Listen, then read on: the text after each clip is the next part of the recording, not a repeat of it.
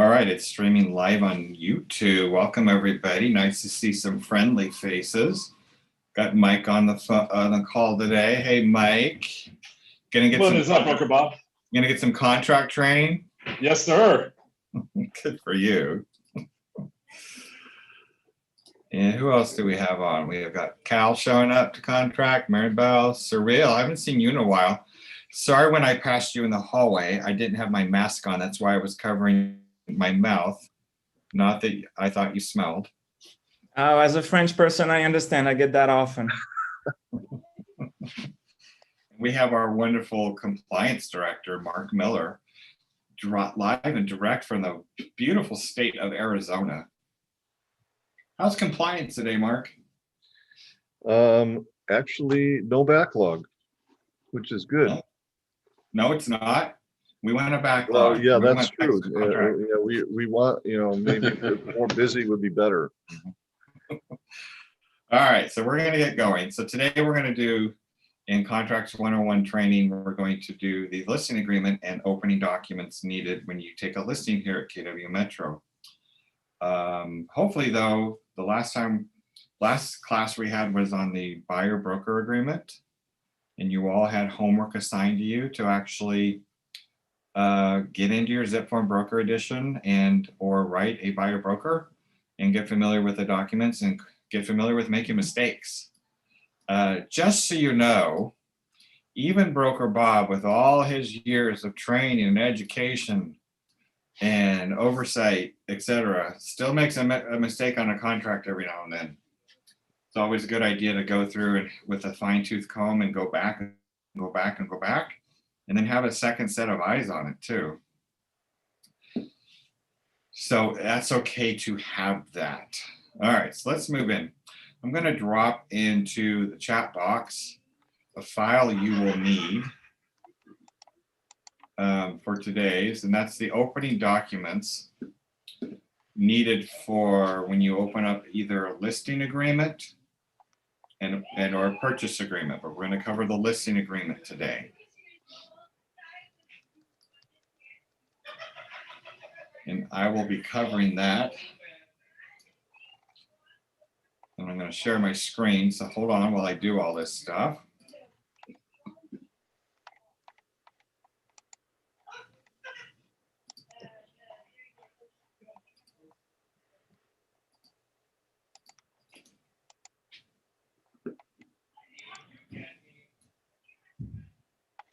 Okay, can everybody see that on the screen? Yes. Perfect. So let's talk about the once you get a listing with KW Metro, we're going to go through most if not all of these forms, not all of them, but we'll go through most of them. And what you'll need when you need to upload into Zip Forms, so into the compliance system. So Mark, while I got you on the phone, why don't you review when everybody's supposed to be doing a compliance review on their initial documents? Okay, so, our policy at Metro is that we take a look at your fully executed contracts within 2 business days after they've been signed. And in some other brokerages, they like to look at them before they even go out to the party, but we, let you guys go ahead and get them fully executed, and then we want you to submit them either yourself or through your TC to In Command so that we can take a look at them. And there's a couple of reasons for that. The primary reason is it's always easier to fix any kind of problems early rather than later. And in the case of listings, what we're going to talk about today, a contract for a listing is between the brokerage and the principal, the seller, and you're acting as the intermediary on behalf of the brokerage. So while you are signing the contract on behalf of the brokerage still has to approve it. And so there's section 19, I believe, in the RLA, which we'll get to, and it explains that the section's called management approval. And that gives 5 days from the effective date of the contract for the broker to review it and make sure that the brokerage accepts the terms of the listing agreement. So that's why we ask for you to submit within 2 business days, both purchases and listings. And if you, on a listing, if you happen to have a MLS exclusion that's going to prevent it from being advertised immediately, you still need to submit the listing agreement for a compliance review within that 2-day period of time. And it's not that we want to, I guess, what's the word we want? It's not that we want to like, well, we do want to check your work, but it's not like we're trying to do it because we have an ulterior motive. We're doing it because we need to protect you and protect the client. And Mark needs to go through and see if there's anything that he can advise you early on about, hey, you're missing this or that, or whatever. Okay. So at the bottom of this checklist that I've sent you, and it's also in the Google Drive under the KW Metro Google folder that I've shared with you on Tuesday, so you can access it there as well.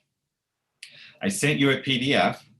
Don't use this PDF as the version that you're going to keep, because what we do, Mark and I will update this as necessary. Yeah, it's always best for you to, if you have a question, to, have bookmark that folder on the Google Drive and then go there and look for your answer, because it may have changed from the time that you downloaded the document. And Mark, guess what? We need to update it. What's it missing? It is missing. Oh, I was going to say the FDHA, but we do have that in there. Where? Actually, that's a disclosure, so I'm not worried about that. That's not due initial, is it? Yeah, it's The home part of hardening? it's part of the RLA and RPA pack. Oh, so it's in there? Yeah. Mhm. Okay. What were you Alright. thinking of? Yeah, the home hardening. Yeah, the home hardening's not an initial file item. It would be a disclosure if applicable. Okay, got it. All right. Yeah. So what's needed is your agency disclosure, and we'll review all these documents, to most of these, as I said.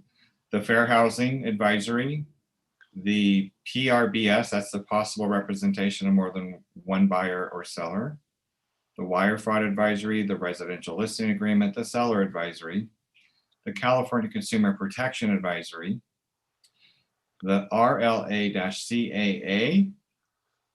and the PEADS and the BPPP. These are all the COVID forms that have come out this year, and we'll review those. The seller's listing information checklist, the exclusion form, which is the authorization to exclude from the MLS, and we'll review that. We're going to review the MLS. We won't look at one, but in an MLS all fields report. Let me just start there. The MLS, CMA, the ESP, and the MCA, and the KWSDM ABAD. Those are all forms that are habitually missed at the very onset for most files. So let's just discuss those right now, because we're not going to pull up. But the MLS all fields report is a printout of the entry of the new listing into the MLS. Once you've done that, what you will need to do is then send that to the seller to have them sign and date to confirm that the data you entered into the MLS is correct. That is a safeguard for you to confirm, hey, I put your home on the market and put it in the MLS. I'm sending this to you. I want you to review it to make sure I didn't mess anything up.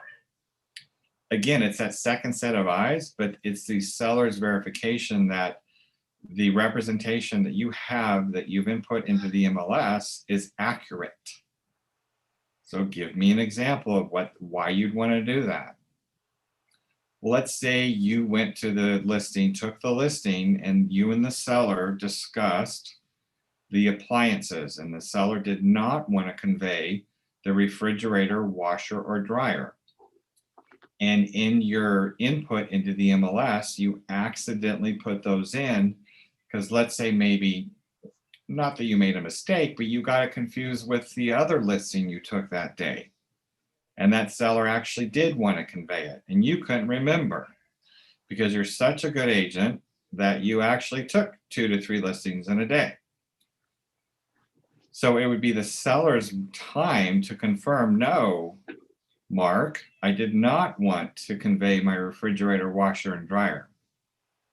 So can you please make sure that those are gone? Otherwise, what do you think will happen if that's in the MLS? Mike, You're buying one.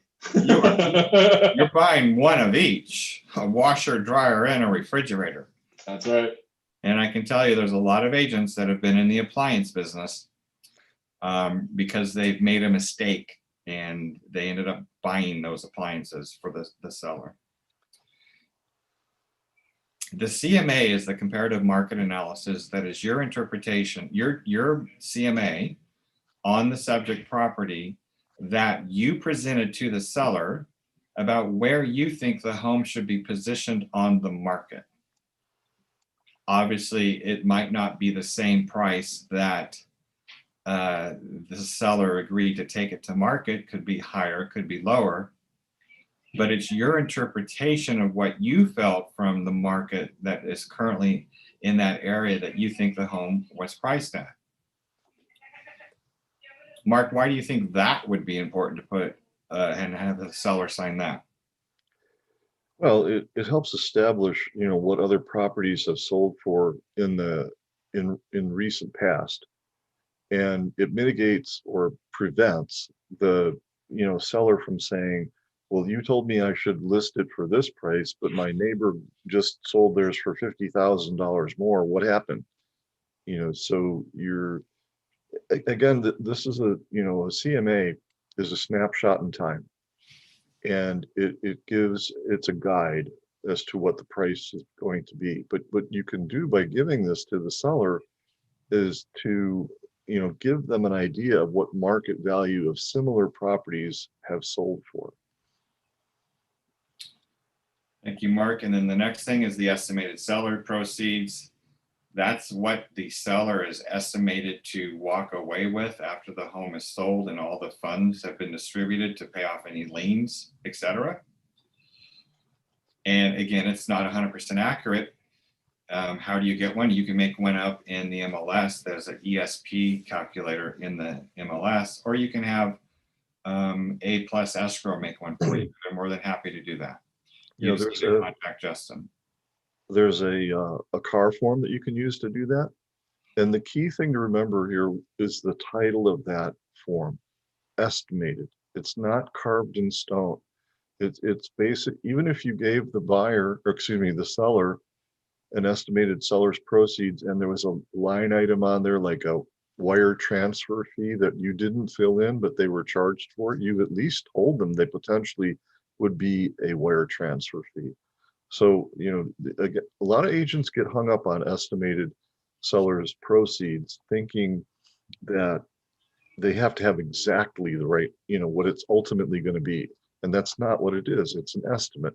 It's refined once escrow is opened, when you know the final purchase price, and it's further refined through the course of escrow before escrow closes. So again, don't get hung up on the fact that, I don't have all the data to complete that ESP. As Robert said, delegate it to one of your service providers like A+. They'll do this for you. And the whole key, many agents say to me, well, I give them that as soon as we open escrow. Well, guess what? That's too late because they've already signed the contract. They're committed contractually. You have to give this to them before they sign the contract, and the escrow company will help you prepare it beforehand. And then the next form is the market conditions advisory, which is an advisory to advise a buyer or seller, hey, the market has certain conditions and it's your obligation and duty to understand what the market is. We'll share with you what we know, but you should actually do some investigation yourself as well too. And that's kind of a form that is to help deflect all the responsibility, not deflect, but shift the responsibility also on the buyer and seller, that they also have a responsibility within the purchase and or sale of real estate. And then the one that's the most important that could get you in more trouble is the KWSDM affiliated business arrangement disclosure. So an affiliate business arrangement is what we have with A+ Escrow. We have an affiliate relationship, meaning we may or may not derive income from them because we have an affiliation with them. And we're required by RESPA, which is the Real Estate Settlement Procedures Act, that says if you are in real estate and you could possibly derive income from an affiliate or another business, you are required to disclose that. Whether or not you use A+ Escrow within the transaction, that's not the point. The point is, let's say as a listing agent, you used A+ Escrow, but you didn't let that seller know, and that seller finds out something later that you have an affiliation, they might feel that you naturally directed them to A+ Escrow because of the financial relationship that could have been going on. And so RESPA says you need to disclose that whether you use them or not. The seller and or buyer need to know that upfront prior to consummation of any contract. That's probably the one that gets you in trouble the most. Some of these items, like these two that we've just talked about, the MCA and the ABAD, they've been predefined in RPA sector in the form templates, like the RLA, I think it's section 19, and in RPA section 6. And sometimes agents will take them out, and I ask them, why'd you take that out? Well, we're not using that service provider. And like Robert just said, it doesn't matter whether they're being used or not. We need to make the disclosure. And So we'll go over what Mark is saying when he means they're predefined. We'll show you that in the listing agreement. I had the same question too. How aren't these forms kind of like, I don't obviously create the contracts, but aren't they all attached in like one PDF when Yes. you put it on the RPA, whatever you check off? The items that are shown in that list, Ed, that have those asterisks beside it at the right hand side of them, Yeah, those are all part of a pack of forms. like a the template. SBSA, Yeah. the BIA, and so forth. How in the world do I get contracts without them? Then? Pardon me? Could you say it again? How do I receive contracts without those forms? Well, they could be, well, there's a number of ways that could happen. So for example, let's just take like the first 5 there: AD, FD, HA, PRBS, WFA, RLA, and SA, and Yeah. CCC and CCPA. Yeah. Those should always be together. And if you get them in a digital form and they've been digitally signed, probably you're going to get them all. But if they were wet signed, that pack could have been separated and then before they were rescanned, and that could be why you didn't get one of those. But they're in one template in zip forms, and if that individual template is routed for digital signature, you should get them all. Makes sense. I didn't know you could separate them. Yeah, physically you can. If they were printed for signature, then they could be something could have been left out. Makes sense. Okay, so from the MLS all fields report to the CMA, ESP, MCA, KWSDM, ABAD, those forms are meant to protect you for a claim against you from the seller. They're in there for a reason. We just ask to make sure you use them, because if there's ever a claim a seller could make against you, these forms in there will protect you, or at least help with the case. And then the last 3 forms, the additional agent acknowledgement. That's if you have another agent working in the transaction with you. That's only if it's applicable. So is the representative capacity signature disclosure for the seller. This form would be, that form is used if you have a listing you're going to take in the name of a trust. Now, how do you know if it's the listings in the name of a trust? Well, when you pull the tax records on that prospective listing, you will see the trust listed on the tax records. And if that ever happens, we have a very easy tutorial on how to fill out the forms then at that point. Time permitted, we might go through that today. But if we don't make it, just know, if you ever have a trust listing you're taking, whether it's you need help on it, you don't call us. We'll walk you through it. There's also another occasion where that could be used as if there was an entity seller, like a corporation or an LLC, or if a person is acting as a power of attorney. The RCSD-S would be used in all of those circumstances in addition to the trust. And then the AVID, which is the agent's visual inspection disclosure from the listing agent, which should be taken at the time of listing. I'm getting a question in the chat from Kelly. It must be Kelly Lou. Robert, the MLS is not possible to complete within 2 days from listing date if the property has tenants or agents, or agent has access to the unit. I'm not quite sure what you're saying there. Mark, are you understanding? Well, why don't you unmute and let us know what the question is? Yeah. So I'm asking if you're asking us to complete the MLS and have the seller signed the all field MLS, correct? That would be once the listing goes live. You wouldn't be able to, I mean, you'd be able to print that report prior to it going live or being active in the MLS, but it's not an item that's required.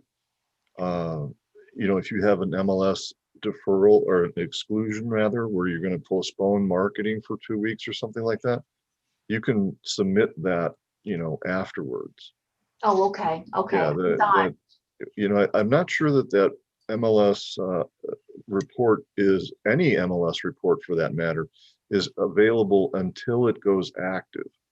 Correct. So you'd have to wait until you mark it as active, and then you could print that report, send it to the seller, say, hey, look, I just want to confirm that all this data we've entered is correct. Can you sign this and send it back? And if they say, well, we need to change something, boom, right away within 1 day of it being live. So. Okay, see, that's what I'm understanding, but I thought I heard it, you need it within 48 hours, and I was like, it's not possible. No, well, it's one of those items that can trail because of the nature of it. If you haven't made the listing active yet, you can't very well submit it, Okay. But the contract needs to be reviewed within that time period. Understood. Yeah, if there's an exclusion submitted with the contract, then we know the MLS all fields will not be submitted at that same time. So yeah, change in my language on that. Sorry about that. Thank you. Sure. All right. Can you just summarize really quick what the question was and what the answer was? I'm sorry. Yeah, it has to do with the MLS all fields report, which is basically a listing of every field in the MLS listing. So what we were talking about is there's a Paragon report that you can print called all fields.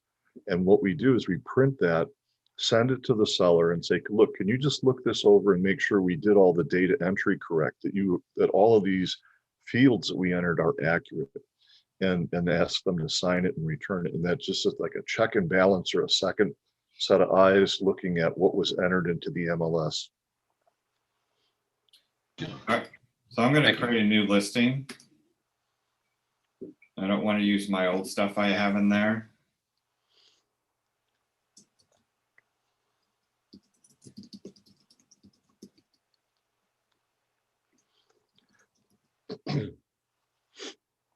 Residential. And then this is where agents get confused. They come in here and they think they need to click on these things and add them. I'm sorry, right here. You don't need to go in there and do that. Correct, Mark?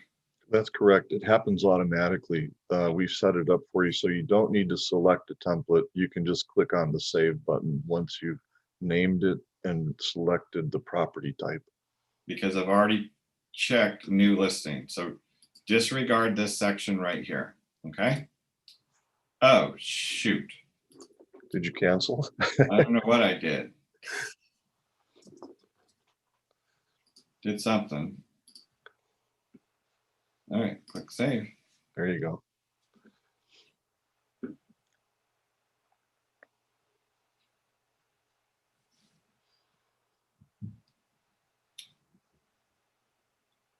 So you see the message there, it says auto applying the template. And that template that we've created, preloads documents into the transaction and actually pre-fills some information in form fields.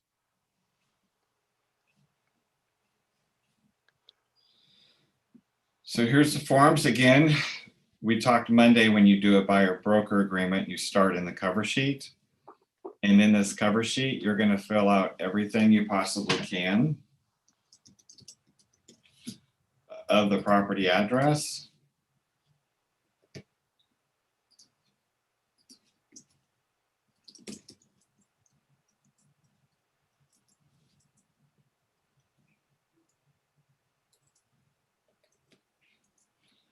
And I never thought about having this all pre-filled. But I would fill out as much as I possibly can on that. And then save it. And I'm going to leave most of the listing agreement blank anyway.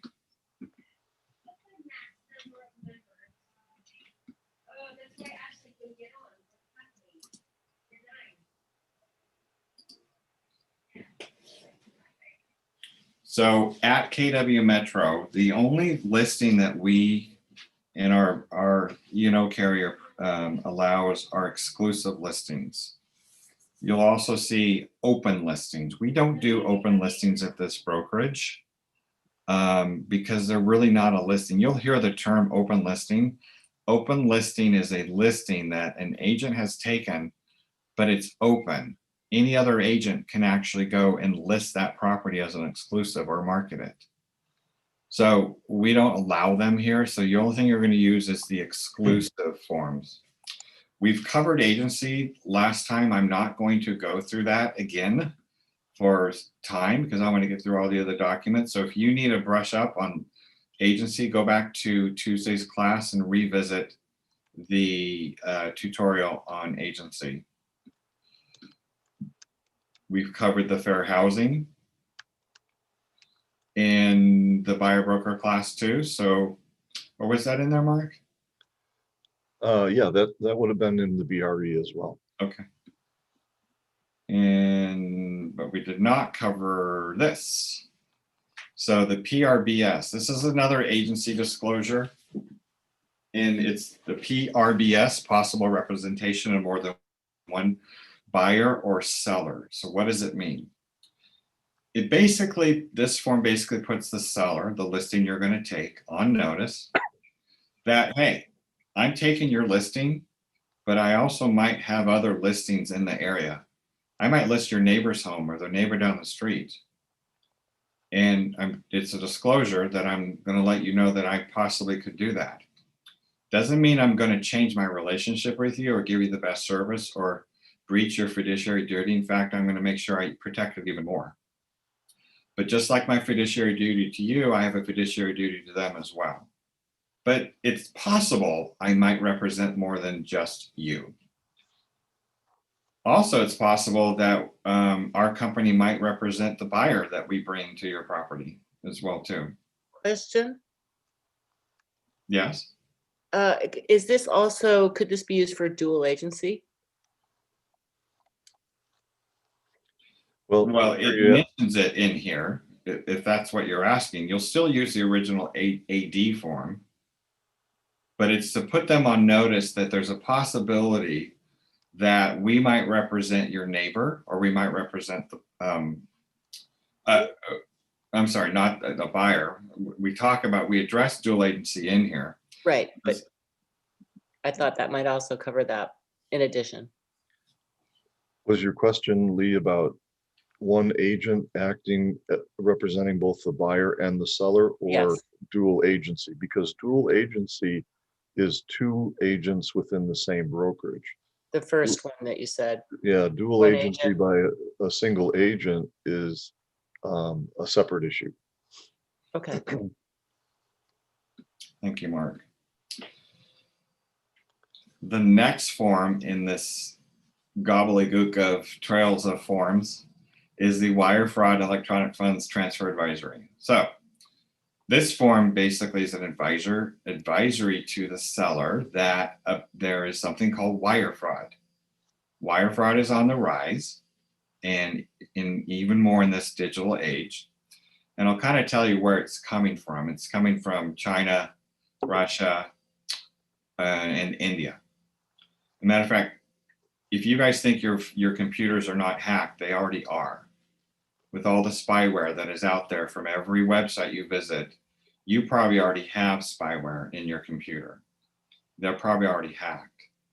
So obviously, if you have a camera on your computer, you might want to make sure you have one of those covers that cover the camera during times you know you're not using it for a Zoom call or something. Because you never know what they could be seeing in your home, especially if your name is Ed Belinky. Some of the stuff in his house. Okay, so why do you need to advise them? Because it's your responsibility to let them know what wire fraud advisory is, or wire fraud is, and how it happens. So here's kind of an example of how it happens. And it happens more on the buy side of a transaction.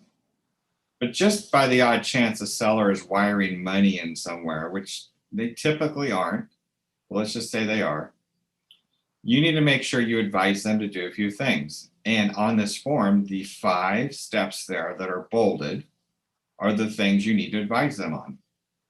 So if they ever do anything like wire money into an escrow account, they need to make sure they do those 5 things: obtain the phone numbers and the account numbers only from the escrow officers, property managers, or landlords at the beginning of the transaction.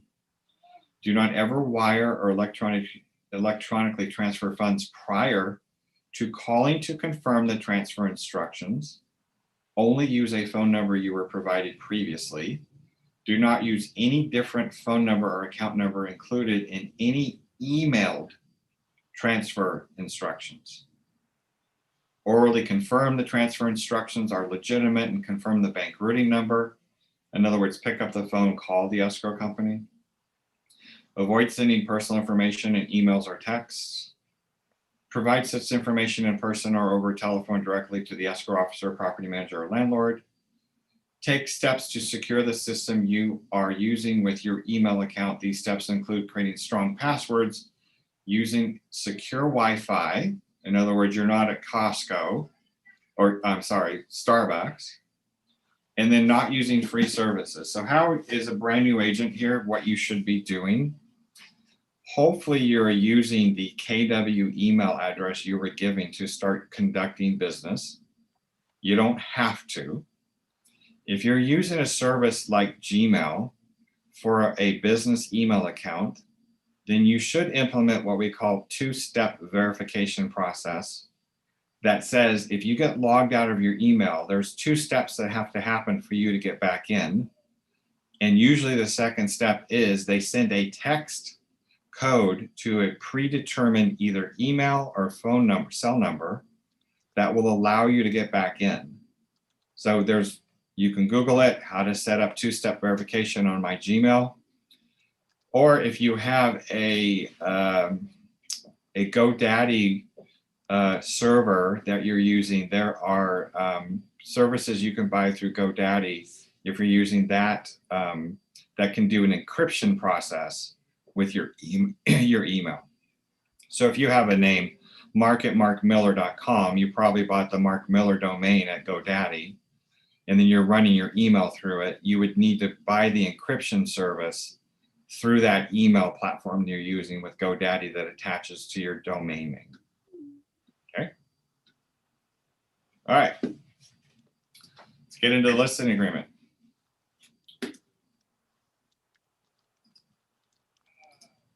So exclusive right to sell. What is this? And you'll see at the very top, seller names 3 and 4. So I guess that was revised in June of last year. I forget. because I'm not using these forms every day, but you can now add up to 4 sellers on the listing agreement. You don't need to do an additional signature. Well, that comes in handy too if you have an entity or a trust, because you could put the names of the 2 trustees in seller name 3 and seller 4, and then in the exclusive right to sell field, put in the John Smith Trust. And then you'd be able to use seller 3 and seller 4 in the digital signature envelope creation process to put the correct names and the signing on the lines to be signed. And Mark, while we're doing this, can you drop in the chat box the directions for signing in the name of a trust that we send to I people? think I have that short video, that Loom video that I created too. Do you want me to give them that or the? Whatever works. Let me look for- That document's also in the Office Google Drive, how to take a listing in the name of a trust and a buyer, represent a buyer in the name of a trust. Remind me when we get to the buyer part, Mark, about the listing agreement, about asking the question, do you plan on buying it in the name of a trust? Okay. And the mistakes, the havoc it wreaks. So we're giving the exclusive right, Joe Seller, he's the seller, to Keller Williams San Diego Metro, the broker, not you, us, the brokers.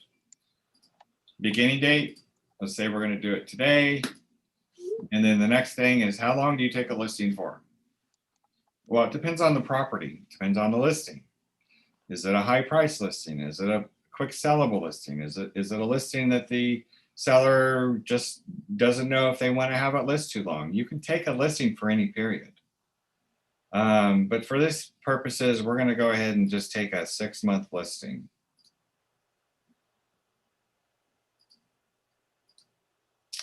I don't want to wait that long to get paid.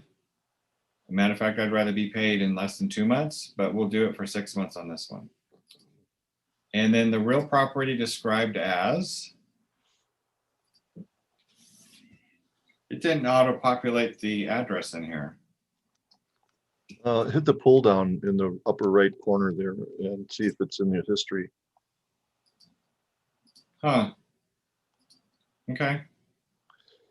Oh, the address that you put into the cover sheet. I see. Yeah.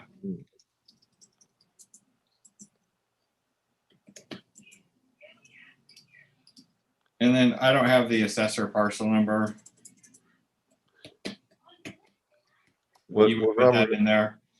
And you need to make sure you double check your APN numbers with your tax sheet that you're going to pull in prior to your listing appointment.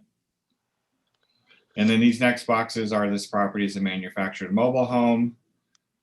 Word to the wise, don't ever sell a mobile home. You will be sorry. Every agent that does is sorry. Doesn't mean you can't, but it's a different listing. Don't do it. Don't ever do it. Doing it right now. It's not a regular sale. It's the same as selling a car, because it's considered a car in the state of California. Ed is, by the way, Ed is the top mobile home loan originator in the state of California. You guys didn't know that. Oh, I didn't know that. I didn't know that either. He drives his Cadillac Eldorado into the mobile home park. He's got those horns on the front. You go, Ed. Booyah.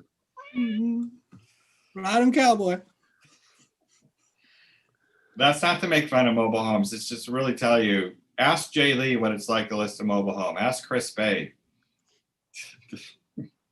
It's challenging. There are unique aspects to doing it, and if you don't have to do it, don't. You'd probably be better off referring it to a dealer, manufactured home, that salesperson that does that all the time. Or just refer it to the person you hate the most. One of the two. Yes, exactly. Actually refer it to someone that sells a mobile home. You'll be glad you did.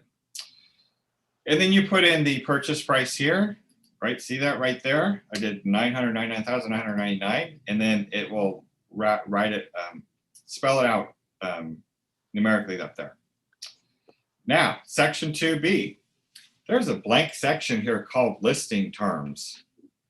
What do you put here and what do you not put here? Well, let me tell you what you don't put here. Get this. You don't put here that if agent brings buyer, commission to be 4%. This is not where it's handled. We see this all the time. There's specific version, there's specific verbiage that if you are doing a flexible fee commission for a seller that says if you bring a buyer, that the commission will be less, and we have that predetermined in an addendum, and we'll help you with that. What other kind of stuff do you see here that's input, Mark, that shouldn't be there? Well, I just always love the term "bring the buyer." What does that mean? Yeah, bring the buyer. Bring. I thought if the listing agent brings a buyer, okay. I guess that means represents, but that's not what it says. There's a lot of weird stuff people put in there, and you know, when you have need for a special circumstance or a special clause, just reach out to Robert or I for help, because so many times I see clauses that I could tell what they're trying to say, but the words just don't convey that meaning, or they convey part of it but not another part of it, like an if-then situation. Because if you're going to have this contract hold up in a court of law, the judge is going to ask, well, what was your meaning? What was the interpretation of what you put in here? And since none of you are attorneys, you're not knowledgeable in writing contracts or additional terms in contract. You need to actually understand what the additional what the meaning is you're trying to convey, because that's what will be held up in a court of law if you ever wanted to have this agreement held in your favor. So be careful with that section. Well, one thing that you cannot put in there is that something that says, a clause that says something like, the seller can cancel this contract at any time. Why? Because that's not a contract if one party can unilaterally cancel without the other party agreeing to it. So don't put clauses like that in contracts. If that is an issue with your seller, think of some alternatives, like shortening the listing period. You know, maybe that's the solution to that. Take a listing for a week. Take it for a day. Take it for a weekend.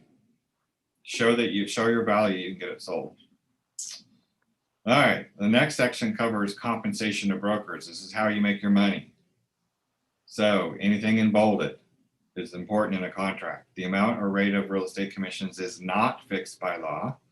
They are set by each broker individually and may be negotiable between seller and broker. Real estate commissions include all compensation and fees to broker. Remember that. Real estate commissions include all compensation and fees to broker.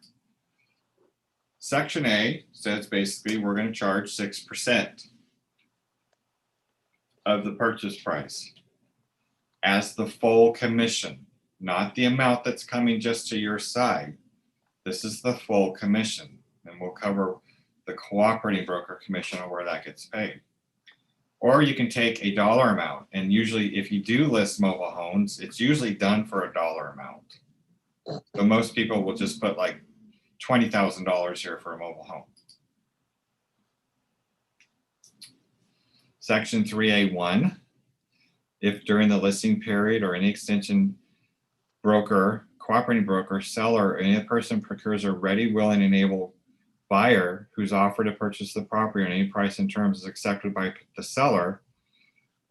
Well, I'm not going to go through and read it, but I'm going to tell you what it means. This is the section of the contract that says if we bring you a ready, willing, and able buyer, we are entitled to the commission. So I'll give you an example where we use this paragraph in a mediation. One of our agents had a listing. She got this listing through a networking group. Within that networking group, a buyer was also derived from that for that listing. when that buyer made an offer on that property, the seller says, I'm not going to pay you a commission because we knew that buyer. They were in the networking group. So I'm going to poke holes all over this contract, and I'm going to sell this home to that buyer, not go through you, and cancel this listing and sell it to that buyer. This is the section that protects to make sure the broker gets paid and you get paid. This is the section that we argued in mediation, that we prevailed in and won. Did we get the full amount? No, but we still won the case. But that's what the section basically states, that if we bring a ready, willing, and able buyer, even if you don't sell, then you'll owe us the commission. That's what a contract is. A contract is to have an outcome, especially if that outcome where the other person breached the agreement. That's what a contract is. And I know you'll probably get pushback from sellers. Well, I don't want to pay you if this happens. Well, great, don't breach the agreement. Okay. Section 2.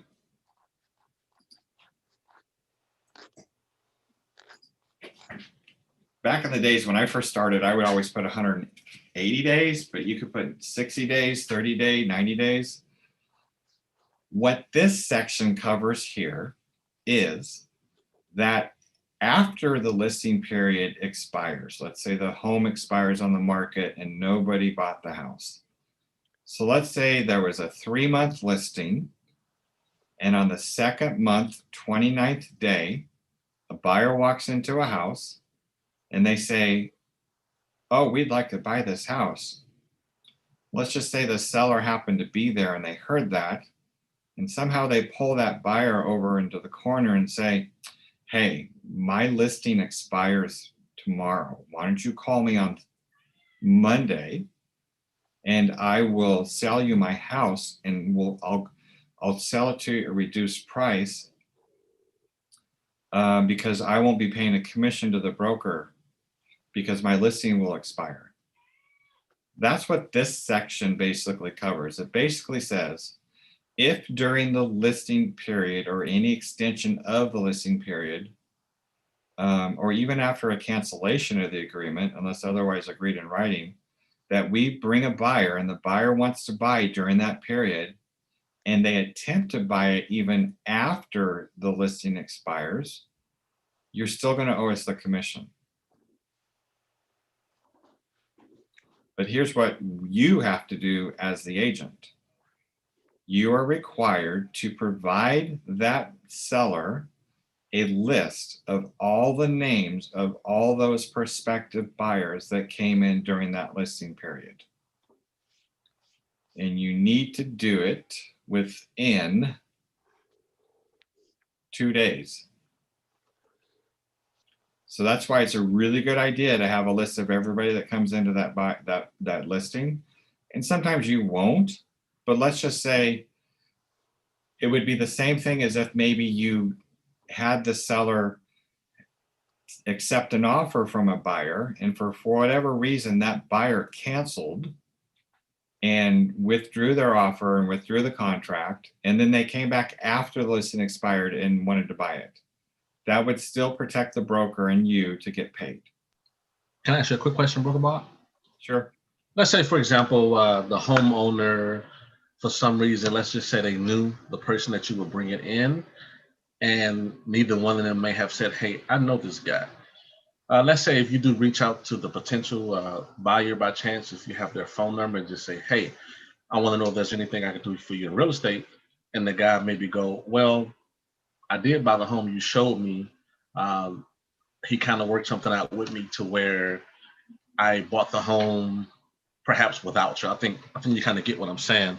And if that person says something like that, is that recourse? Tomato, tomato. Many variables in what you're asking. Okay. Yeah, I'll shoot your email or something. I'm sorry. Yeah. Yeah, what you're asking, there's a lot of variables in the background that I can't really give you an answer. Okay. Here's what I do know. The law is free from reason, and you can make a case for anything. And then section 3, and I know that wasn't an answer you're looking for, but it's the one you're getting. Sorry. It's it's all good. It's all good. All right, then the item 3.3 is if the property was withdrawn from sale or conveyed or leased or rented or otherwise transferred or made unmarketable by a voluntary act of the seller. So let's say the seller did something that did not allow the home to sell for an act they did, we could recoup the commission on that. And that's what that section covers. You just answered my question. Okay, got it.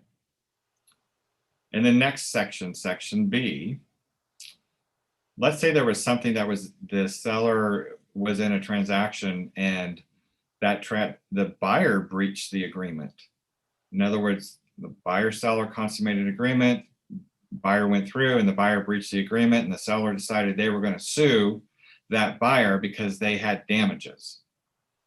Well, this section will guarantee that we'll get a percentage of those damages in the amount equal to the lesser of 1/2 of the damages recovered or the above compensation after first deducting title and escrow expenses and expenses collection, if any. I know that's rather wordy, but it basically says if the seller goes and sues that buyer for breach of the agreement, the seller is able to prevail, then we could ask for a portion of that. And then section C, in addition, seller agrees to pay broker. So this could be, let's say the seller wants you to have a quick sale and sell it within 20 days. And they'll pay an additional $5,000 to do it. Offer you $2,500, offer the other, the buyer's broker $2,500. You could define that in that section right there. You can also put it in below the 6% commission in 3A, but either way, you can put it in any one of those sections. Section D, this is the part about the cooperating broker compensation. Section D basically says, hey, we're going to put your property on the MLS and we're going to offer a cooperating broker a fee to bring a commission. And you would list that right here, and we're going to give them 3% or X dollars of the purchase price. Many times, the biggest mistakes I see agents make is they will put 3% up here, thinking that that's what the part that they're going to keep, and 3% down here. So this section right here is all about what you're paying the cooperating broker. And if you're paying that cooperating broker 3% and the overall commission's only 3%, how much money are you going to make? 0. You got it. So you always want to make sure you don't make that mistake. It's a very common mistake. So make sure you fill that out properly. Section E, same thing in the buyer broker agreement. Remember we talked about? Smart ass Alicia, someone's good at math. Remember we talked about seller hereby irrevocably assigns the broker the above compensation? Same thing as in the buyer broker. The buyer broker agreement says the same thing. The buyer irrevocably assigns. They can't revoke it. It's irrevocable. That's our guarantee to get paid. Section F1, seller represents the seller has not previously entered into a listing agreement with another broker regarding the property unless specified as follows. So you would name that broker here. So where would you use this section? Well, you would use it if you're prospecting expired or any home that's probably been listed recently. So you always need to ask that question. When was the last time your home was on the market? Or was it ever on the market? Because you don't know if they will also be responsible to pay another broker. And if there is that responsibility, you would want to put that brokerage here, because not only would they owe you, but they would owe that other broker. And you want to put them in that scenario where they're responsible for paying 2 brokerages.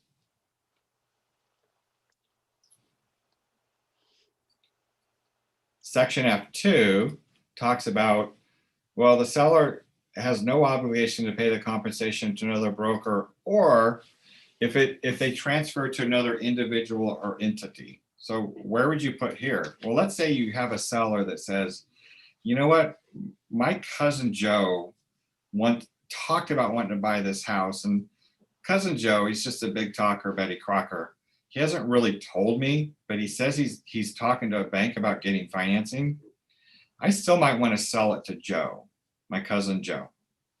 So if I do that, I don't really want to have to sell it through the MLS. So you can exclude Joe right here if you wanted to and say, okay, great. We'll take the listing. We'll still market and advertise it. But you won't owe us anything if Joe, your cousin, wants to buy it. But he has to do it within a certain time frame, obviously, because you're going to take it to market, spend money, get photos, etc. Section 3, if the property is sold to anyone listed above during the time seller is obligated to pay the compensation to another broker, broker is not entitled to compensation under this agreement, and his broker is not obligated to represent the seller. So in other words, if anybody in section 1 and 2 is listed, then we're not going to collect commission, and we're not obligated to represent them in the transaction. So we're just out of the deal. If you have any questions, just pipe in. 4A, items excluded, included. So excluded would be items that they want to take with them, and typically would be something that can be considered real property or personal. And sometimes it's vague about what's real and what's personal. So real property is what? It's attached to the land. Personal property is movable.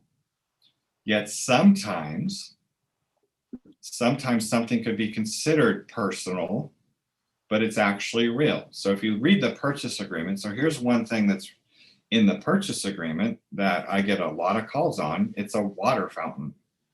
Is a water fountain considered real or personal? It's attached to the ground, yeah, right? Well, it could be, might not be. It depends on the intent of the object. Well, in the purchase agreement, water fountains are considered items that convey. So this would be the part where you would have clarity whether or not that water fountain is excluded or not. So that's why it's really important when you do the listing agreement with the seller, you know, just to make sure, do you plan on wanting to take that water fountain? And if the seller does, then great, you're going to market that property and market it where it says the water fountain does not convey. Almost like grandma's chandelier, antique chandelier that's hanging in the dining room that the seller wants to take with them because it's a family heirloom. The chandelier is considered real property because it's attached to the wall. And if that seller wants to take that chandelier, then you have to put it here in the listing agreement excluded. And then at the same time, market it in the MLS, chandelier does not convey, and then put a little postcard or a sign in the dining room. Please note, chandelier does not convey. As long as you have those, you're not buying a brand new chandelier, antique chandelier at some Sotheby's auction to replace that chandelier that you accidentally did the wrong thing. And the stuff included, again, would be stuff that could be considered real or personal, and there's some vagueness. So washer and dryer, if the seller wants to leave it, you'll put that, including a refrigerator as well too.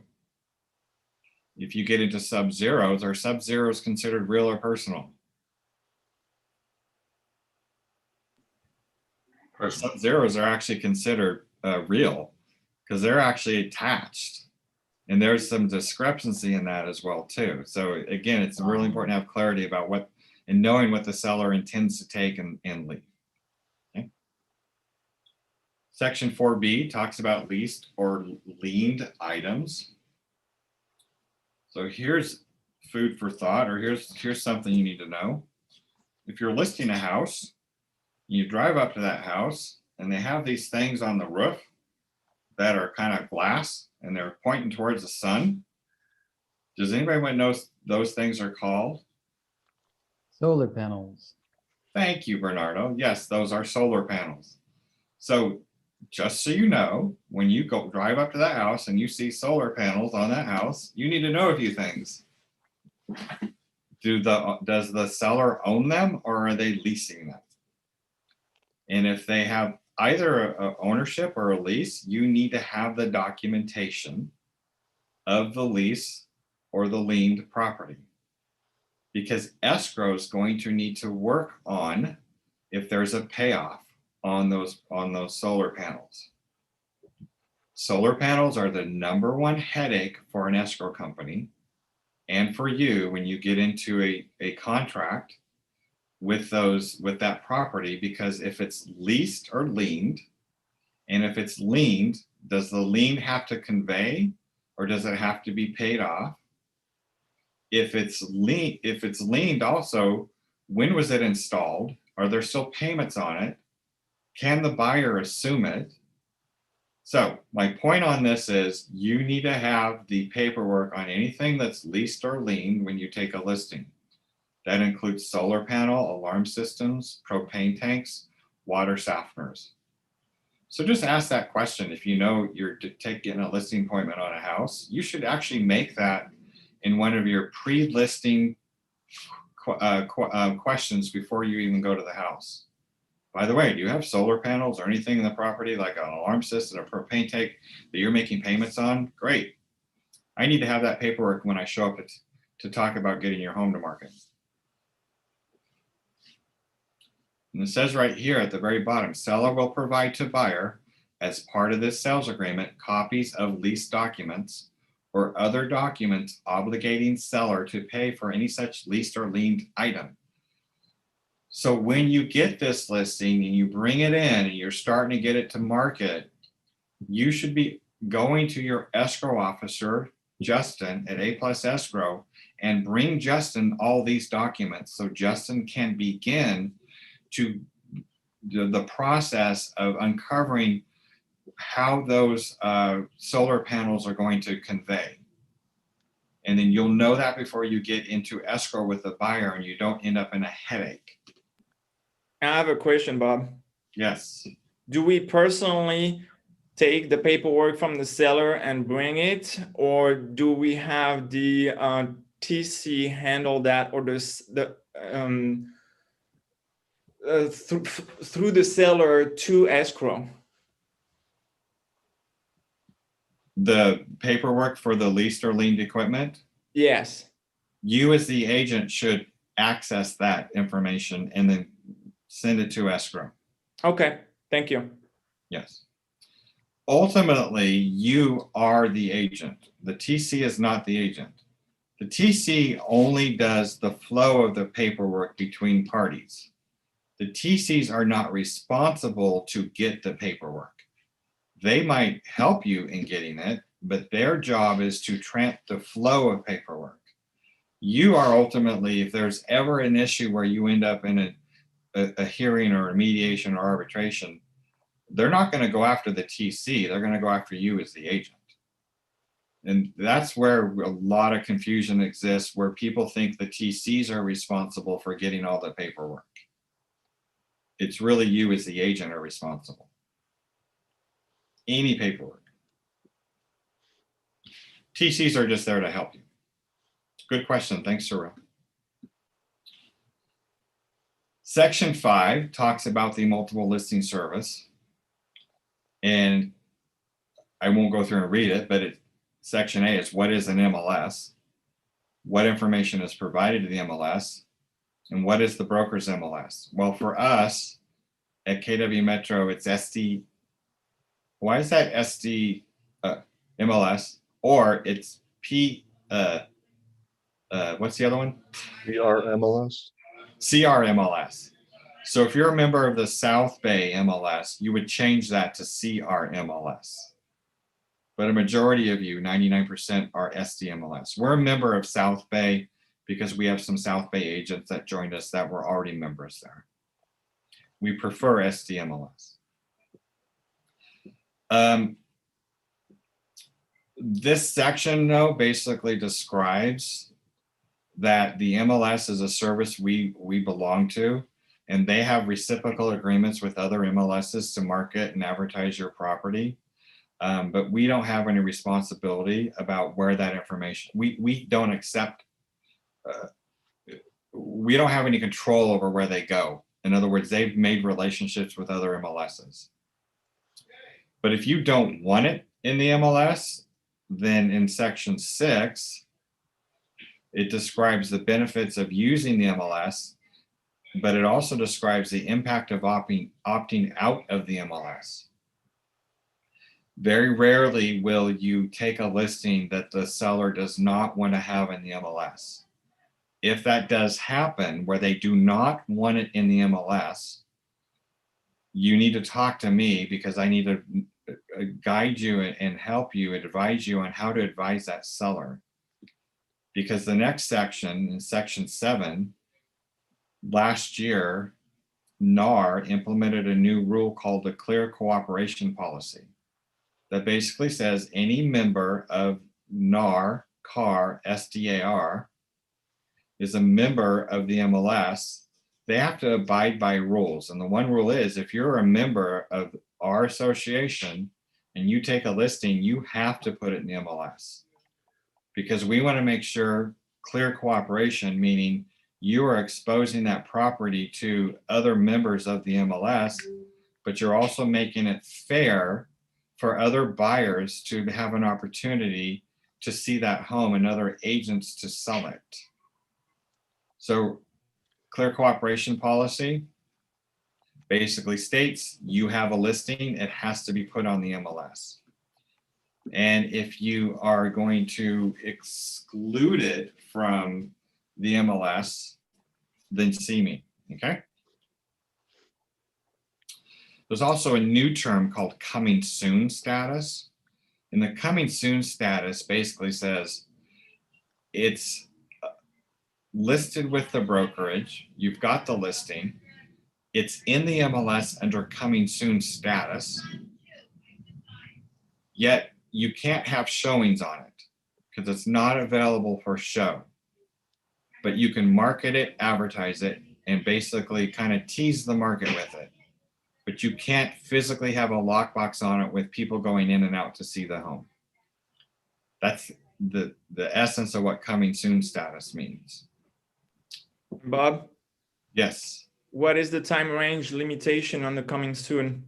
21 days, and it will automatically convert to active. So you have 21 days to have it in coming soon status. I have another question. Thank you for that answer, by the way. Let's say I am at the listing presentation today and we want to take care of the paperwork, but he wants to be on the market in 60 days.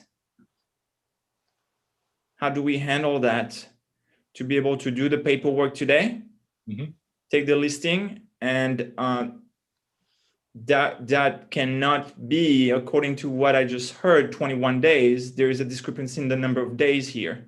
If the seller would want to be on the market in 60 days.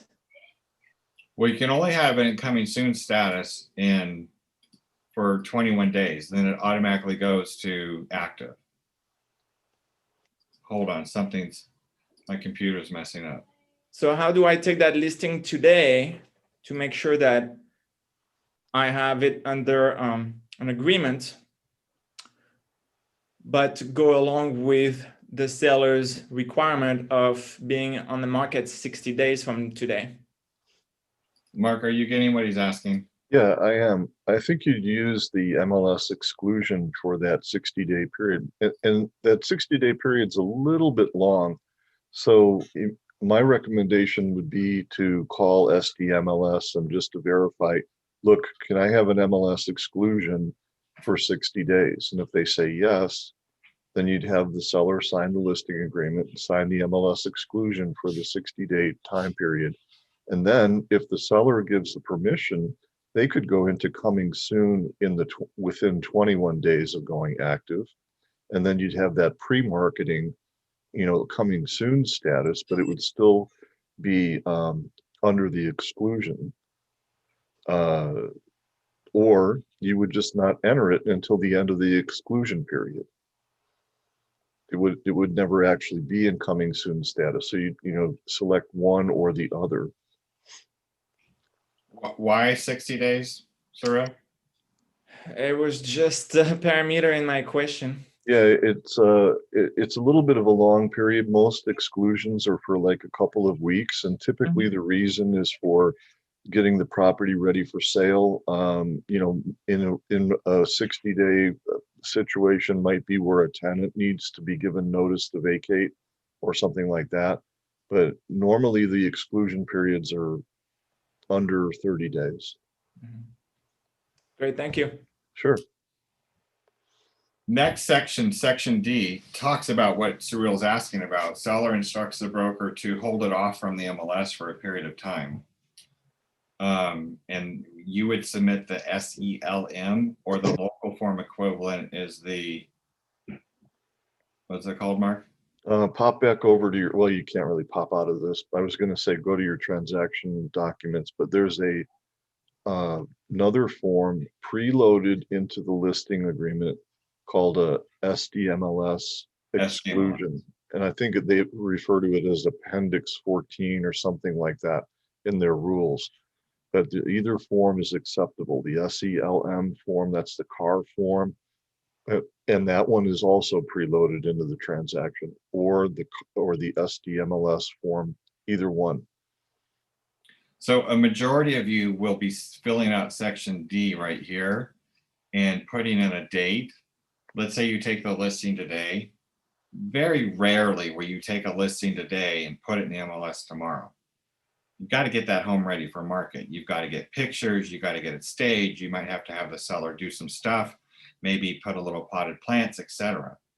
So you'll need, but the MLS rules state that if you take a listing, if you don't have the exclusion, you need to have it in the MLS within 24 hours.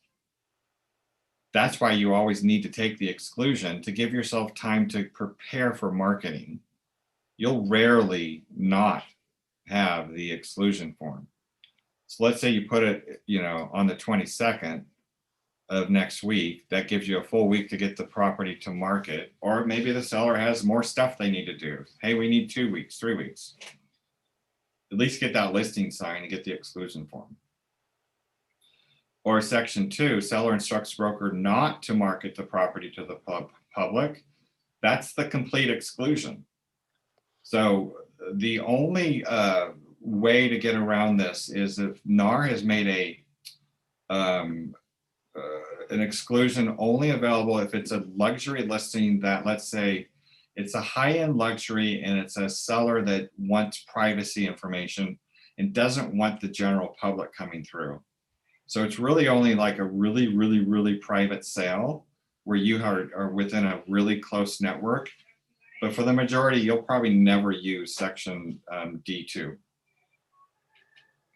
And then item E, whether 7D1 or 2 is selected, seller understands, agrees that should any public marketing of the property occur, the property listing will be submitted to the MLS within 1 business day. And then F is if the clear cooperation policy does not apply. In other words, that's that very narrow listing that it doesn't apply, and it's very narrow. So if that person does not want it in the MLS, I need to know about it to guide you through it. Actually, Robert, that section F there has to do with whether the MLS doesn't participate with the clear cooperation policy, I believe. And our MLS does, so that 7F would never be checked. Okay, well, yeah, I'm pretty sure that that's what that means.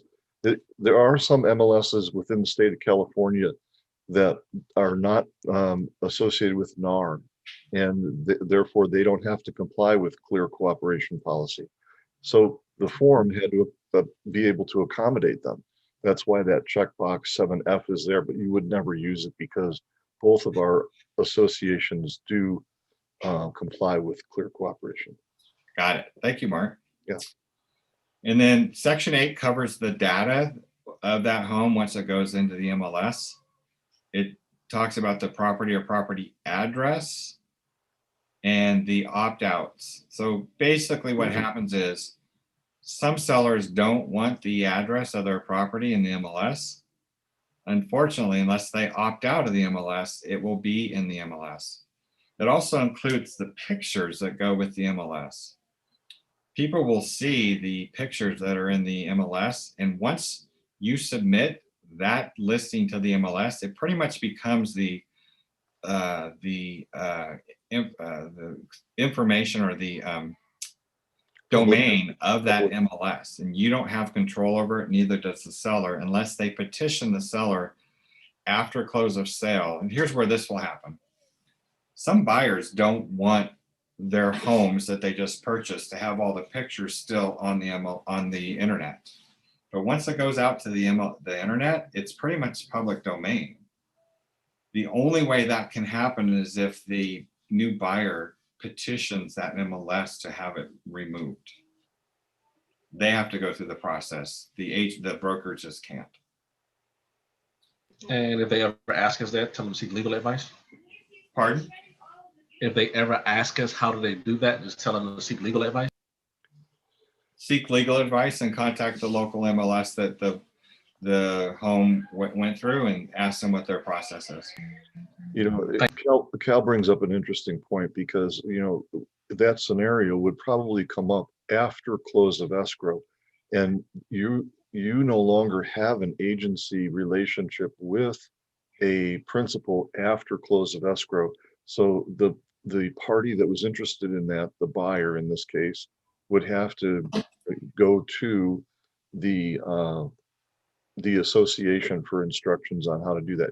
You could give them the information on how to contact the association, but you could no longer act on their behalf because close of escrow had taken place.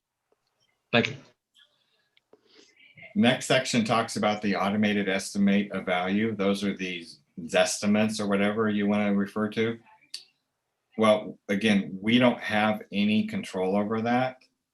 So once we put on the MLS, we can't say that whatever Zillow says the home is worth, that's Zillow's opinion based upon their estimate. We can't control what Zillow and what estimator sites say the home is worth. Section 9, seller representation. Basically, the seller is representing all items in there that if there's a notice of default, they're going to tell us. If there's a delinquent amount, they're going to tell us. Is there any pending litigation or arbitration on the property? They're going to tell us. So basically anything about the property we need to know as a brokerage, they are responsible to let us know. Section 10 talks about brokers and sellers' duties. So remember in the buyer representation agreement, I said, here's your job duty. Here's what you put on a resume. That's what this section covers. So it's basically the broker's duties and what the seller's duties are. And the broker's duties is to do everything that is item A, B of this paragraph. And then item C, D, and E is primarily what the seller's duties will be. I won't go through every one of those for sakeness of time, but you can get the picture of it. We should probably talk about 10D a little bit. Thank you, Mark. I should. So 10D talks about investigations and reports that you might want to recommend to the seller to get up front, like a a general property inspection report. Why would you want to do that? Or maybe a termite report. Why would you want to do that? So if you have a home, consider, let's say you primarily farm North Park. And North Park is known for older homes, quaint, Spanish style, older homes. Well, older homes might have issues. And the issues will be uncovered during an inspection report when a buyer comes in. Well, you might want to bulletproof that transaction by delivering to that prospective buyer an independent third-party report that says, here's what we found out because we hired this inspector to do an inspection. And here's the termite report, because we hired a termite company to give us a report. So when you make your offer, you're going to make your offer based upon what you're reading in these reports, and we'll negotiate based upon that. Could save a lot of headaches after a fully executed agreement's been reached between a buyer and a seller, because at that point, the buyer already knew what was wrong with the house, and the buyer's not going to ask for $20,000 in repairs because they made their offer knowing that the property had XYZ wrong with it. So this is a good time to get the seller to get these reports to talk about doing it, because in the long run, you could save your seller a lot of money. Now, obviously, the report would be paid for by the seller to get that done, and some sellers might not want to do it. But you'll learn moving on, if you're going to be selling homes in these older communities in San Diego, that you'll have your value proposition, and this is part of it, and you'll be able to tell the seller, here's why we want you to do it. And let me give you an example. And then walk them through a scenario about where a buyer did not negotiate a request for repair after they got into escrow because they knew what was wrong. And they didn't ask for $20,000 in repairs. What the content of those reports can also help you establish a sales price with the seller. So here's my thought on that is that, you get a termite report and it shows that it needs $15,000 worth of repair work. Well, instead of listing it for, whatever the number was, you take that into consideration and say, we're selling it at this price, seller will do no repairs. Section 11 talks about deposits. This doesn't apply with our brokerage because we don't accept and hold the seller's deposits on their behalf. But it's in here because some brokerages in the state of California do have a trust log. Section 12 confirms agency and acknowledges from the seller that they've received the agency forms, including the AD as well as the PRBS. 13 covers insurance, showings, audio, and video. This is important for you to talk with the seller about if they have audio and video or closed circuit cameras on the property and what their responsibility is. They have a responsibility that if they have any type of equipment like that where people are being recorded, then the seller is advised to post a notice on the property disclosing the existence of security devices. Ever more so, like the Ring devices that are sold and very prevalent now. So you need to make sure that the seller knows that if they have anything on the property that records people, because it's illegal in the state of California to record somebody without their knowledge, then they need to disclose that. And just a simple little sign on the property or somewhere within the property when the people enter would suffice. Believe it or not, this is where a lot of buyers and agents get in trouble right now, because they're going through the house and talking about the property and the seller's seeing it all because they're recording it on their Ring device. What's worse is if the listing agent there is talking about the listing with the potential buyer and the listing agent is saying, yeah, I think we can get the seller down to that price. Just let me know. And then the seller gets all pissed off at the listing agent. So be careful if you have a listing with closed circuit cameras or Ring cameras, etc. It can get you in a lot of trouble. Nanny cams, baby cams. Yeah. Section 14 talks about photographs and internet advertising. I talked a little bit about this, but this basically says, we're going to take your listing, we're going to take pictures, we're going to put it on the market, we're going to do virtual tours. And once we put on the MLS, it's not our domain. It's out in the public, and we have no control over that because of the association we have with our membership. So this is their advice on that. 15 talks about the lockbox. Basically, the seller authorizes us to put a lockbox or does not. So where they would not would be that maybe they want you there for every showing. Well, good luck if you have one of those listings, because you're gonna have to arrange showing times to meet agents there to show the property.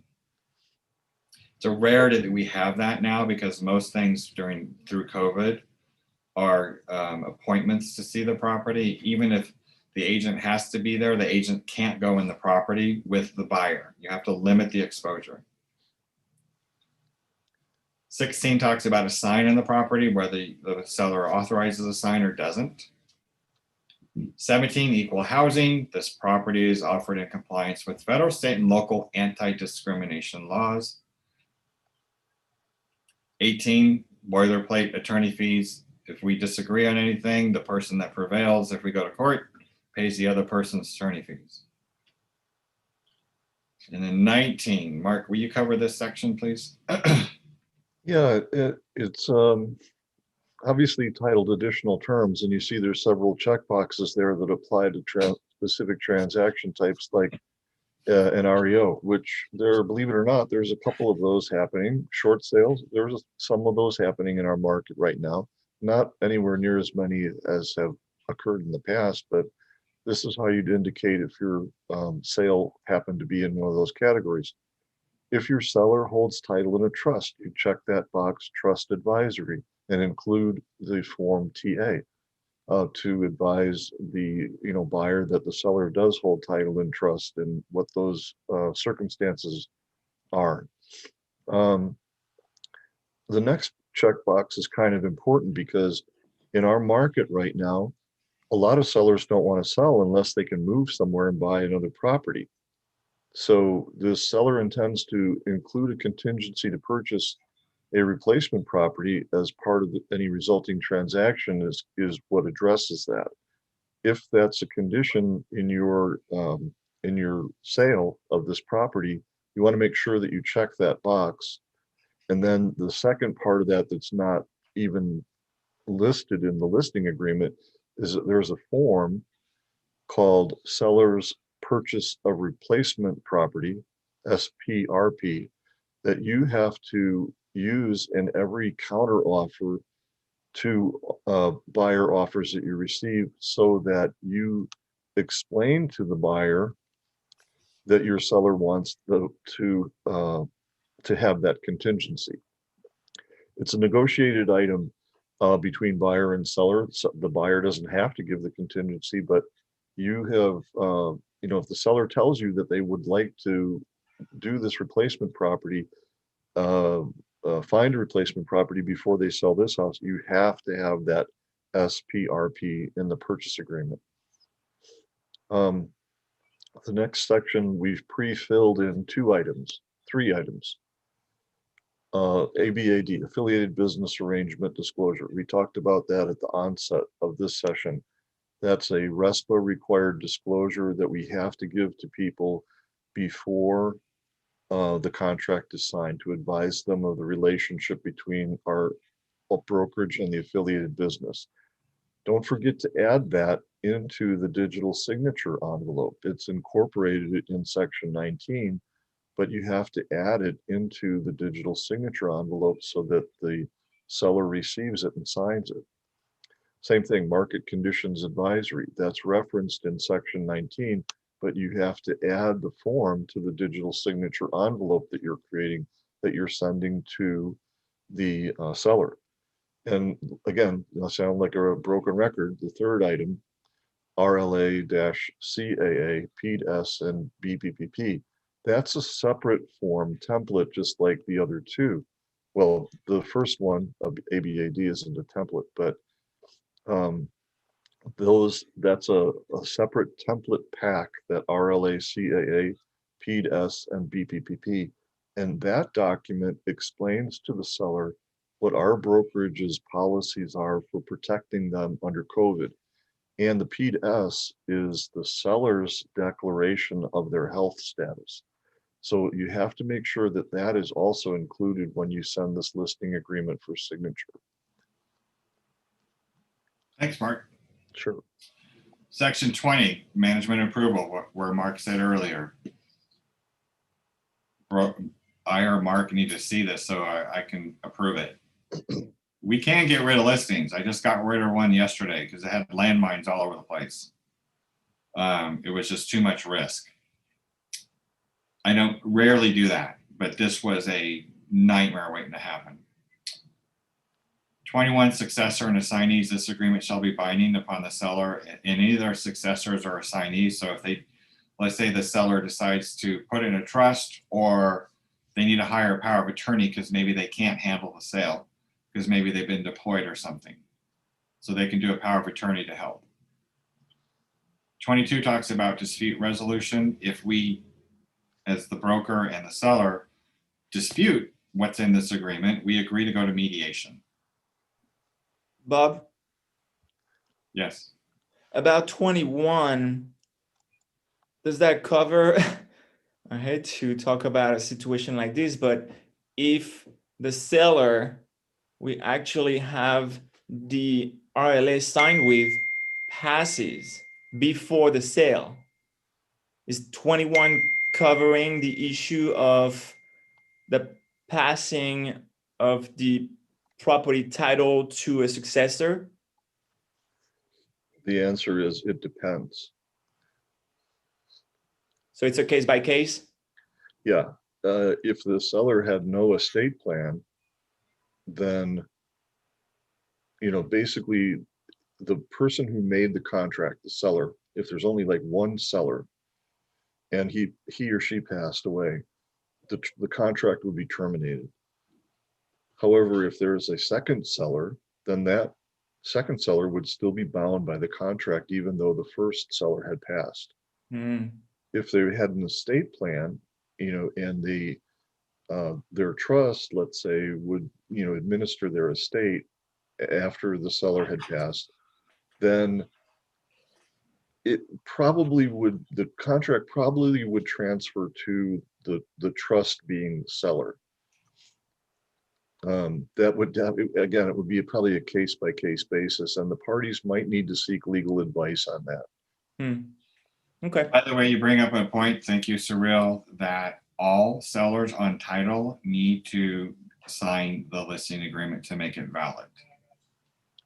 So if there's 3 people on title, all 3 people have to sign. You can't just get just one. Now, if you take it in the name of a trust, you need to have what's called the abstract of trust to find out who is the person that can sign on behalf of the trust. But just know if you have 3 sellers, they all need to sign. Thank you. 23, boilerplate entire agreement. This is the agreement, no other agreements. Same thing on the BRE. And then ownership, title, and authority. Basically, this is saying that the seller warrants that, hey, I own this property, so I can sell it. If not, then you check this box, the representative capacity. So representative capacity meaning that it's in the name of a trust. So then you would add the RCSD-S. And Mark, did you put that in the chat box? Did I ask you that, or? What? Oh, the trust document? No, because we said it was in the broker the broker associate folder, so I did not. But let's go back to 22C, arbitration advisory. We talked about this yesterday with regard to the BRE, but it's worth repeating. Our brokerage does not participate in binding arbitration in an agreement between the brokerage and a client like this listing agreement. So this provision 22C gives you the opportunity to add arbitration into it. You will never, ever, ever do that. Never, ever use that ARB form. Has anybody ever added it? Yeah. They have? Mm-hmm. Oh, okay. I would think I'm not worried about it because I would think people adding a form.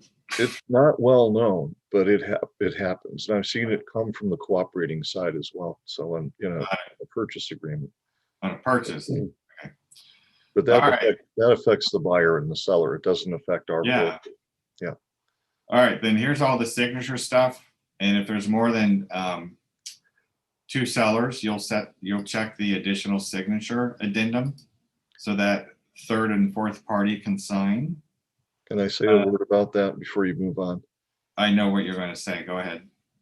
The additional signature addendum has good intent, but it's difficult to put into practice because you have to have an ASA form for every document that the parties sign. So if you can squeeze the additional seller names into the seller field space, that's the better way to do it. You know, by taking and dragging and dropping, you know, seller 3 and seller 4 into the right-hand portion of the seller field, to get all the 4 signatures or 3 signatures on there. It's a much easier way to deal with it than dealing with that ASA form. Is that what you thought I was going to say, Robert? I know, yeah, that's exactly what I knew you were going to say. Okay. And then this right here, 2 brokers with different companies are co-listing this property. So, I have a question, I'm sorry, yes, about what Mark just mentioned. With the way DocuSign works, adding those names within the same field, how would that work for the automatic signatures? you just drag and drop and add 2 new names. You'd have to add the party name or the seller 3 and seller 4. Let's just pretend that that's what it is. There's 4 sellers. You would have to add in your contacts, in addition to seller 1 and seller 2, seller 3 and seller 4. Then when you're in the digital or the envelope creation in DocuSign, you could switch to seller 3 and drag that signature field onto the form, and same for seller 4. Okay. It's the name and date. Okay. So 2 brokers. Can you co-list a property with another brokerage? Yes, but you have to call me first. So where this might take place is maybe you have a seller that says, I really want to list my property with you, but I promised my cousin to list too. That could happen, but we need to guide you on how to do the paperwork. If you're running the main listing, then great, the compliance comes through our office, but the other broker will need to have a copy of all the paperwork as well too. And there's some other forms that need to be signed. So you can't do that unless you contact and reach us for advisement. That's done with the listing agreement. Yay. The seller advisory. This is basically an advisory to the seller that says, hey, you're selling your home. In selling your home, you're responsible for a few things. And one of them is disclosures.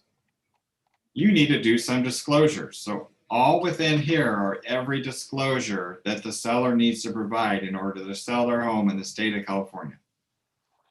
Like the NHD, if there was a death on the property, the TDS, taxes, special assessments, if it's in a condo,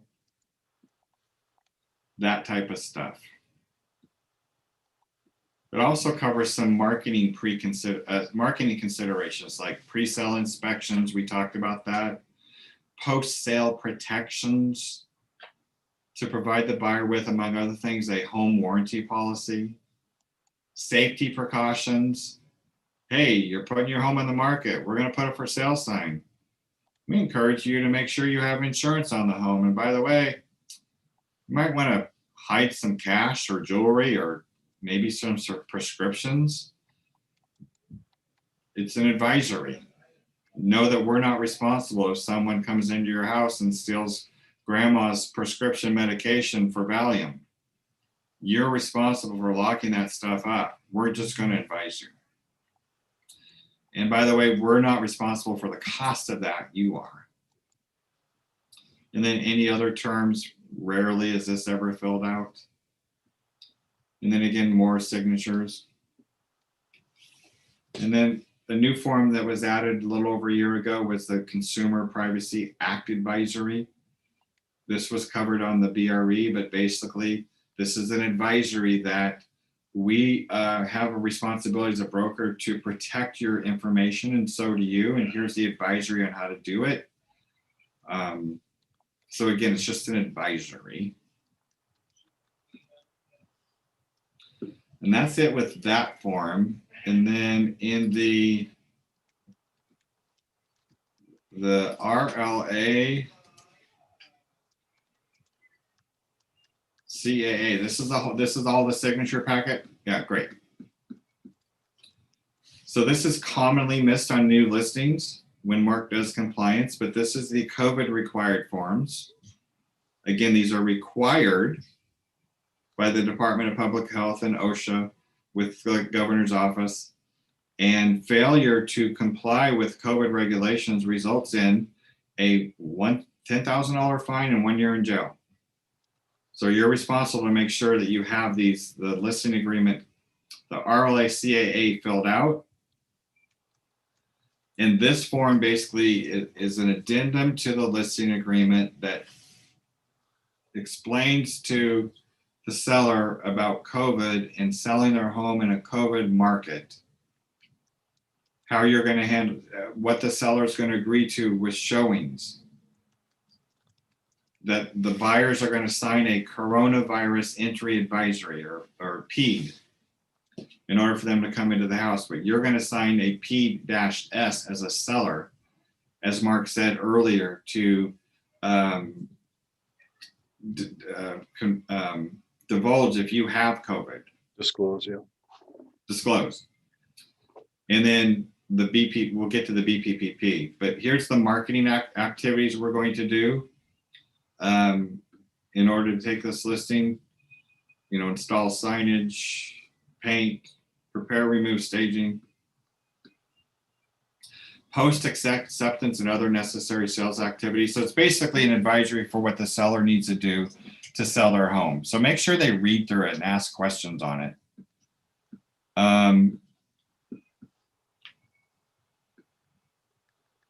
It does talk about the property showing and access rules under COVID. And that's, I think a lot of it's easily explained in the BPPP. That are basically all the rules for the listing and buyer's agents. In fairness of time, we don't have time to go through all these forms because there's a lot in there, but they're pretty easy to understand because they're not written like a contract. So go through the BPPP and understand what you need to do, which is part of what you needed to do as a brand new agent. When I met with you early at the new agent orientation, was I asked you to read this BPPP and become familiar with it. And then once if you have questions, then reach out to me or Mark to go through it. These are a lot of new forms that were added that has put a lot of burden on agents. Unfortunately, hopefully COVID will go away. Gov seems to be optimistic that it will go away soon. Mark on the call earlier today. So we'll see. And then the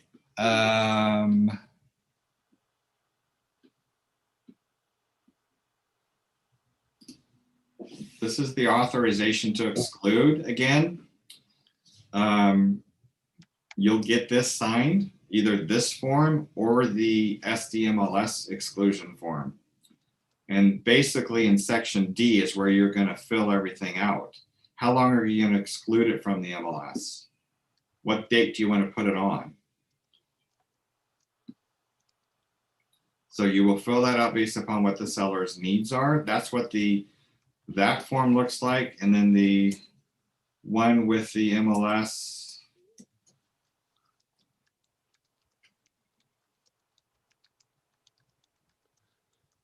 Is it this one, Mark, or this one? That's the instructions and that's the form. Okay. So it looks a little bit different, has different initial sections. This is probably an easier form to use, really, and a lot more agents use this one. But the form on the RLA is easier to fill out. So because it's a template and Yeah, it doesn't require you to modify the PDF. So the fields are already there. So if that's something that helps you do the transaction quicker, then you can use. That's why you can use either one. And the README file gives you some instructions on how to submit it to SDMLS. And then the other form that you need to take with you, as you fill out a listing is called the seller's listing information checklist. You do not fill this out, the seller does. This is the seller's verification of everything they know about the property, from title to loans on the property to HOA, tenants, pest control inspections, reports, square footage, and special showings instructions. Why do you want to have this filled out? So let me give you a real life example of where the loans and obligations cost an agent, an agent of mine did not have this filled out, and how it cost him $7,000. They took a listing and the seller told our agent that I owe X dollars on this property. Agent said, great, we'll list it at X. Put it on the market, consummated an offer, got a fully executed agreement, open up escrow. Through escrow, it was discovered that the seller did not owe X, they owed Y. They owed more money. And because they owed more money on a loan, they were short. They didn't have enough, the sale would not pay off that loan, which means the seller was short about $7,000. Well, the seller was already selling the home because she couldn't afford to live there. And she didn't have the money to make up the deficit. But the buyer had a fully executed agreement that says, wait a minute, you have to sell us your home and you have to close escrow with us. They were going to force the sale, otherwise take her to court for damages. So our agent, out of the kindness of his heart, and he had a big heart, paid off the balance so the seller could get out of the home and move forward with their life. And our listing agent made no money on it. And this form, if it was filled out, could have protected the agent, but the agent could have had a claim against them because the seller said, hey, I told you I owed this. You believe me. That could have protected them. So if the seller wanted to make a claim against the agent, they could have. But that's how this form kind of helps. But it also, too, is the HOA. Sometimes the HOA fees are wrong in the MLS, and some listing agents, might get the HOA fees from a prior listing and not knowing that the HOA payments have gone up. No, agents don't do that, Robert. Oh, never. And then that could get an agent into trouble too, because then the buyer finds out through escrow, wait a minute, the HOA fees are $450 a month, not $350. Then there's another litigation case. And then if there's a tenant in the property, how do you navigate through the tenant, etc. So I think I covered most of the forms, Mark, right? Yeah, that SLIC is a very useful form to give you information to avoid landmines in a listing transaction. So, try to remember to use it. Agents will say, well, I don't want to burden my seller with a whole bunch of forms, the night of the listing agreement or at the time of the listing appointment. That's okay. I understand that the objective is to, get that listing agreement signed, but leave that form behind and say, can you send me this in a couple of days? I really need this information to know how to best proceed selling your home. And, that way you don't have to ask for it right at that moment. But we should, maybe the last thing, Robert, before we conclude, is talk a little bit about doing an AVID during the listing appointment. Go ahead. Yeah, My throat hurts. It's like the perfect time. You're there, you're in the property. You can say, while you're looking over those documents, let me just walk around the house and, make a couple of observations that I need to make. And even if you don't have an AVID form with you, you can take a few pictures or something like that. And then when you get back to your desk, prepare that AVID form instead of saying, oh, now I have to wait until the inspection takes place to do the AVID because I can't get back to the property. COVID, I can't get there. So if you have a face-to-face listing appointment in the property, which hopefully that is happening, that's a perfect time to do your AVID, and it's only going to take you about 10 minutes to do it.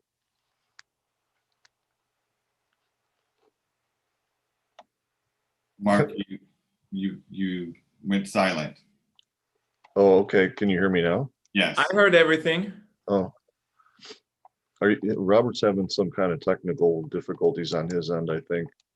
Okay, I can hear you now. Oh, okay. The battery is in your hearing aid, Bob.